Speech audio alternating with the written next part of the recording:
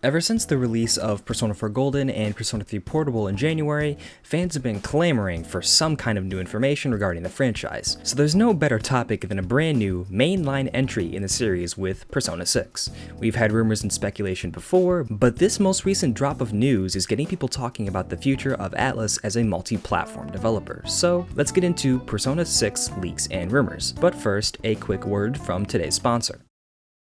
But first, fellas, have you ever been injured? Even if you haven't, people who have often don't sue for many reasons, like if they're worried about how they're going to pay for legal representation in a crash, but you actually don't need a lot of money to hire one from today's sponsor, Morgan & Morgan. In 8 clicks or less, you can submit a claim to Morgan & Morgan. You can even text your attorney and legal team throughout your case. They've got lawyers across 49 states, and you don't have to pay if you don't win.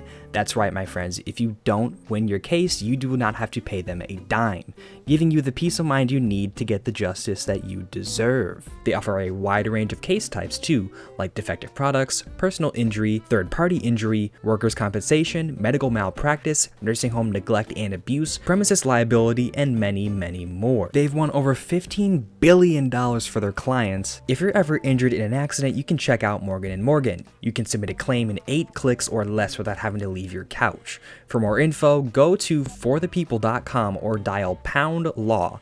That's pound 529 from your cell phone.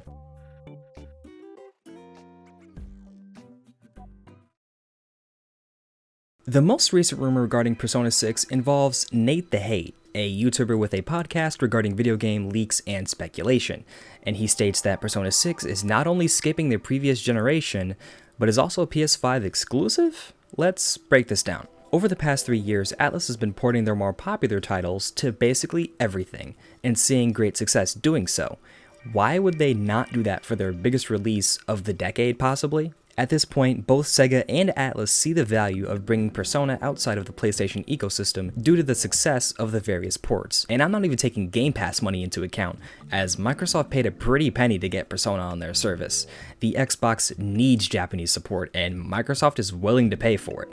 Whatever money Microsoft is willing to spend is likely going to be more than whatever Sony's willing to spend.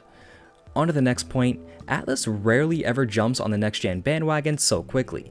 Atlus's first in-house next-gen game was Persona 3 and 5 Dancing, and that's debatable since it also came out on the Vita, and this also acts as Catherine Fullbody as that came out on the Vita, Japan only, but still on the Vita, leaving Persona 5 Royal from 2019 as Atlus's first true next-gen experience. And you can make the argument that P5R doesn't even count due to its roots as a PS3 game. Looping back around though, Atlus almost never prioritizes making a next-gen game to impress the masses, because that's not who they are as a company.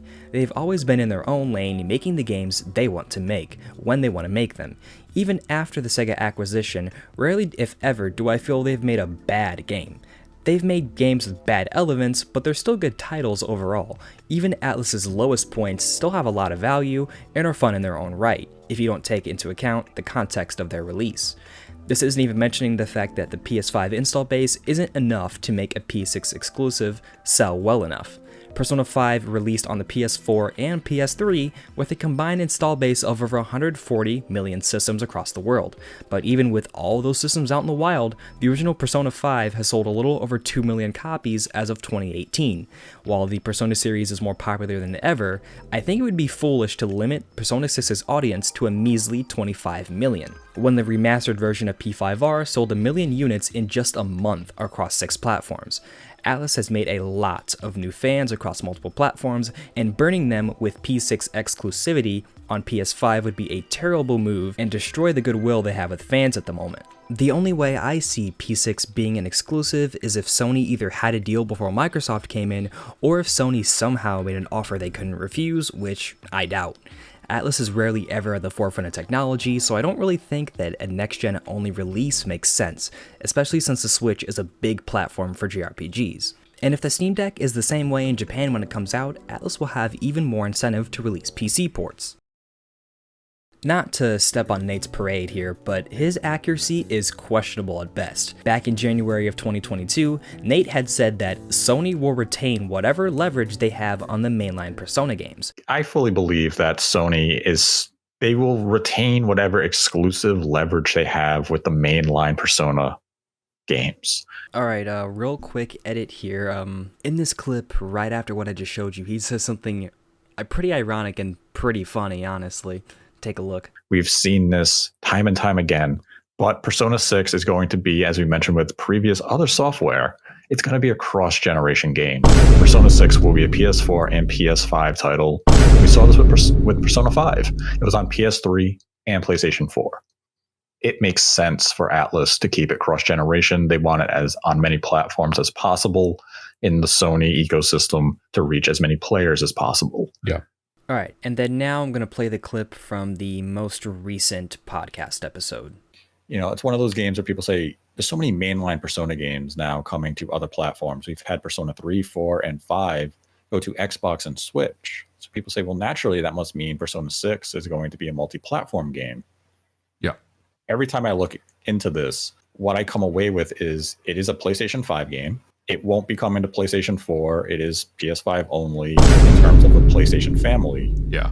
And, you know, I'm still anticipating that it is at least a timed exclusive for PS5. All right, so in the clips I showed you, he flip-flopped from P6 being on PS5 and 4 to then P6 only being on PS5. And he doesn't give any reasoning as to why.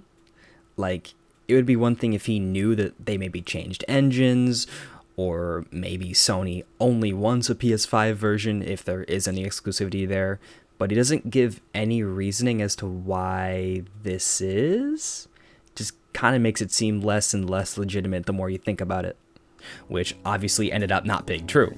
While he could have genuinely just got bad information from his source, to me, it looks more like he has a bias for Atlus staying on PlayStation, despite being proven wrong before. Atlus has never given definitive proof of Persona being tied to Sony with an exclusivity deal, nor has Sony really tried that hard to keep the franchise on PlayStation. Sony has always said that Persona is an important franchise to them, but if they really thought that, Sony would have made sure Atlus released ports of the series far sooner than they did, and only on PlayStation. If we look at Atlus's history as a developer, it really shines a light on their philosophy regarding how they release their games. The original Shin Megami Tensei is a great example, as it was originally a Super Nintendo exclusive, but after a bit of time, the game came to the Sega CD, the PlayStation 1, and eventually the Game Boy Advance. When Atlus had a niche they thought they could fill, they went for it. This is why Atlus only really developed for the PS2 in the 2000s, as the demand for home console JRPGs on other platforms wasn't anywhere near as high as it is today, which is why we have Persona 4 in 2008 for the PS2, with no PS3 release in sight until 2012 or so. Even Persona 5 being PS3 4 only in 2016 made sense at the time, as there wasn't another platform that checked off all the boxes that those did, at least until the Switch came out a few months later. But now that Microsoft is giving out Game Pass checks like it's Christmas, along with PC gaming's gradual rise in popularity in Japan, it makes sense to release their games on every platform to service as many customers as possible without having to resort to old hardware or piracy. The one thing I think could happen is the release window, as Nate said that the game is coming in late 2024, which makes sense given Atlus's completely empty release schedule. Atlus likely doesn't want to delay the game over and over like they did with P5, and since P6 has seemingly been in development for quite a while now, I think late 2024 is a realistic time for it to release. SMT's 30th anniversary is happening right now though, and ports of those titles could conflict with a P6 release if they don't schedule them effectively. That's a problem for the future though. So, do you agree with me, or do you think Nate is onto something? Let me know in the comments below. If you'd like to support the channel, I do have a Patreon as well as a YouTube membership, and I've also got a Discord server where we just hang out and talk about games. And with that, I'll see you in the next one. Peace.